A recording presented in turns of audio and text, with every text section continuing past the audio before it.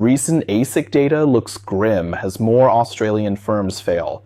Ironically, many fail not from lack of work, but from growing too fast. Just in the fourth quarter of the 2025 financial year, the number of companies entering external administration surged, with data showing a year-on-year increase of more than 30 to 40%. That sounds pretty counterintuitive, doesn't it? For those of you working in the service industry in Australia, or if you know business owners in construction or professional consulting, you've probably witnessed these kinds of high points.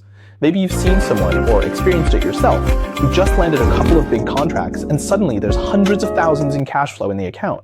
You start to feel invincible, and with that dopamine rush, you immediately do three things.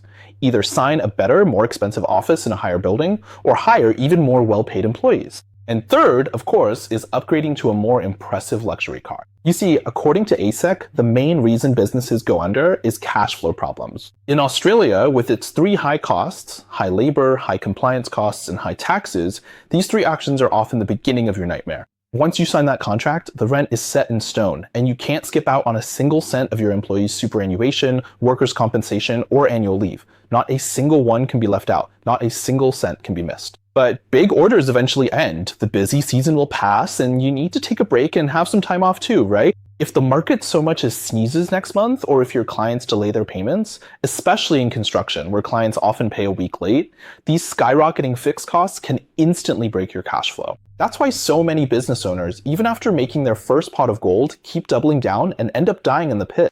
Because you see, you only know how to step on the gas. But in Australia, those who can truly hold on to their wealth, how do they play the game? They not only know how to accelerate, but also when to hit the brakes. Stepping on the gas means driving traffic, delivering results, and generating cash flow for your business. But knowing when to hit the brakes is true wisdom.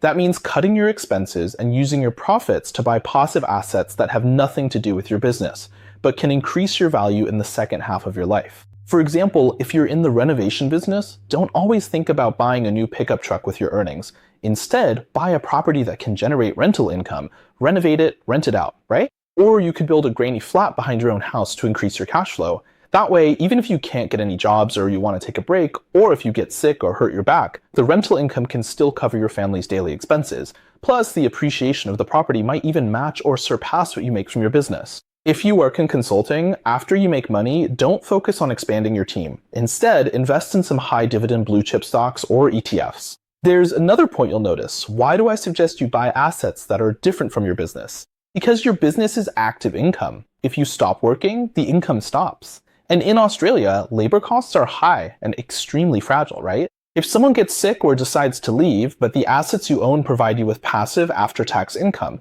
that becomes a safety net for your business. So don't get caught up in how many people you've hired, how big your office is, or whether you're driving a Porsche or Bentley. The true measure of an Australian business owner's level is never about how big their company is, but about how much of their business profits they've successfully converted into personal assets. Remember this, your business is just your ATM, but your assets are your safe. If all you know is how to expand, that's just brute force. Sure, brute force can sometimes create miracles, but if you know how to extract profits and turn them into passive assets, that's where your real confidence and capability in life come from.